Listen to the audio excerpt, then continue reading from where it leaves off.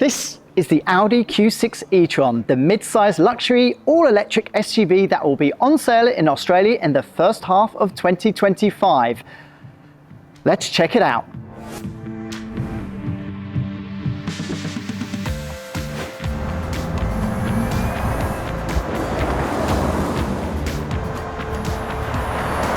So the important thing you have to know about the new Q6 e-tron is it is the sister car to Porsche's Macan, so they share a lot under the skin. But the beauty of the new Q6 e-tron is what lies beneath, because this is a car that very much introduces the Volkswagen Group's next generation all-electric technology.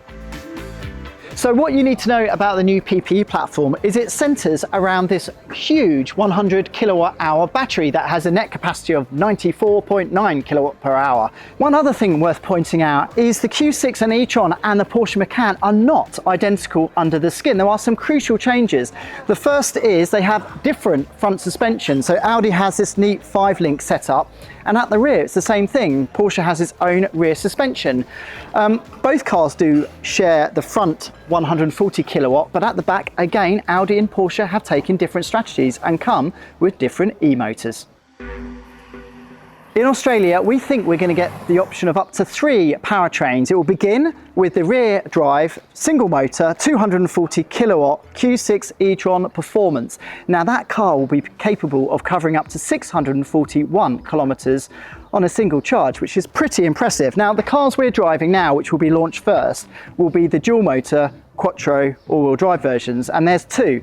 There's this base 285 kilowatt version that can go from 0 to 100 kilometers per hour in 5.2 seconds. That has 285 kilowatts, but there's also the big daddy, the car behind us, the SQ6 e-tron. Now that comes with 380 kilowatts and can travel from 0 to 100 kilometers per hour in just 4.3 seconds. Now those numbers are quite some way off the very fastest Porsche Macan Turbo. Remember, that car has up to 470 kilowatts and overboost and can hit 100 kilometers per hour in just 3.3 seconds. But don't worry, we think a faster RS version is on the way. In fact, we've just had it confirmed just moments ago. So that will be a proper rival for the Macan Turbo. So this is sort of like a mid-spec version that perhaps will offer the similar amount of performance to the inbound Macan GTS. As you might have seen already, the Q6 e-tron comes with these ultra cool LED matrix headlamps, and apparently you can customize the daylight running lamp graphics, and I don't know why you would do that, but maybe it's because I'm just getting old. So when the SQ6 e-tron arrives in Australia, we think the base single motor versions will come riding on either 18 or 19 inch alloy wheels, but this being the SQ6 e-tron, that means it gets bigger 20 or 21 inch rims. Now, the other thing about the flagship performance SQ6 is it also gets the S-Line body kit as standard, and this one has the black pack, which does exactly what you'd expect it does. It removes some of the trim elements that will normally be painted silver and paints them, you guessed it,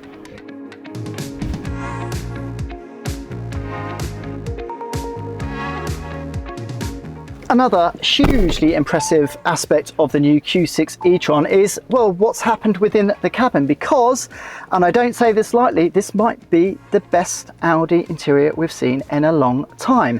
Ahead of the driver, you get an 11.9 inch virtual cockpit, digital instrument cluster, you get a huge 14.5 inch infotainment, and the passenger here gets their own 10.9 inch display. The best thing about the Q6 e-tron is it all works beautifully because this is powered by Android Auto's operating system. So it's smooth, quick to react, and has none of the irritating bugs that some of the cars that, well, let's face it, cars like the ID3 or even the Q4 in Europe just had the most infuriating infotainment interface system, but this cures it all. So you also get these grippy sports seats that are wrapped in this really nice fake Alcantara trim thing with these red stitching. And it looks and feels like you're sitting in an expensive car, which is good because you are. I mean, it's even got an epic 20 speaker Bang & Olufsen sound system that includes 2 speakers behind here within the headrest to tell you the navigation instructions, which is kind of handy. But I think that's enough of me waffling about the car within. I think it's now time to find out what it's actually like to drive on the open road.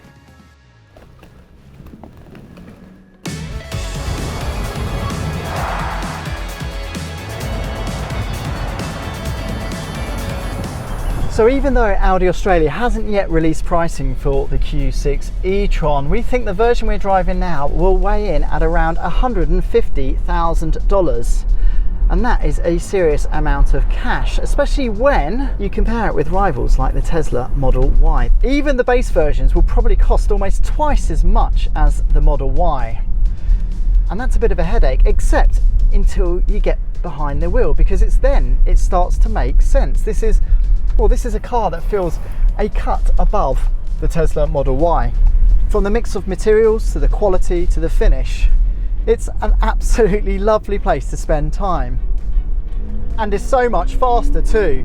When developing the Q6 e-tron alongside the Porsche Macan, Audi engineers made a deliberate decision to not try and do a Porsche copycat. And that explains why this car is a lot more sort of comfort biased in the way that it is set up. And I think most drivers, especially in Australia on our terrible roads, will appreciate that sort of added level of sophistication to how this rides over a poorly surfaced road. While the cheapest versions ride on steel springs, the car we're driving today is on air springs and gets active dampers, and it really does take the edge off, well, some really nasty bumps and poor surfacing along here. It's also so much quieter than cars like the Q4 e-tron. You really can't hear the motors working, and there's none of that inverter whine. Now, of course, Audi has given us plenty of driving modes, from balance to comfort and even the expected dynamic setting. It's in the dynamic setting engineers say, well, it offers the most engaging drive. And they also say, they recommend in fact, to switch it in dynamic to an ESC Sport, which we'd normally not do on public roads. But it's then they say you can appreciate the sophisticated amount of torque vectoring that goes on in the Q6. Basically, they're trying to make up for the fact that this car does not have Porsche's rear wheel steering. But on roads like this, it really doesn't feel like it needs it. It feels plenty nimble enough. It's also worth pointing out that mechanically the SQ6 e-tron is almost identical to the regular Q6 e-tron Quattro. They both share the same motors. There's a 140 kilowatt motor up front and there's a larger 285 kilowatt motor at the rear. But it's all about the software tuning. And that software tuning also extends to the suspension because, again, the hardware is identical. But the dampers on this car are slightly retuned and there's definitely a stiffer air spring. Thanks to the new PPE platform, the Q6 and SQ6 also get the car maker's latest brake regeneration tech. And it means we're at the point now where you just cannot detect when this car is actually using its brakes or using its motors to claw back energy. Now, speaking about regen, like other models, you have paddles here that can select one of 3 regen modes. And there's also the all-important one pedal mode for people who live in built-up urban areas. Speaking of the charging experience, Audi claims that this car can be topped up at a rate of up to 270 kilowatts, which means a 10 to 80% charge takes just 21 minutes, which isn't bad at all. That means in just 10 minutes you can add around 255 kilometers of range. So Audi Australia says the Q6 e-tron is scheduled to arrive down under in the first half of 2025, but hasn't said how expensive it will be. But we think the rear drive versions will weigh in at around $100,000, and we can't help think that the value will lie at the bottom end of the Q6 range. But that said, if you could get the car we're driving now, the SQ6 e-tron version, for around $30,000 less than a Macan Turbo, this really could be, well, the thinking man's Porsche Macan EV.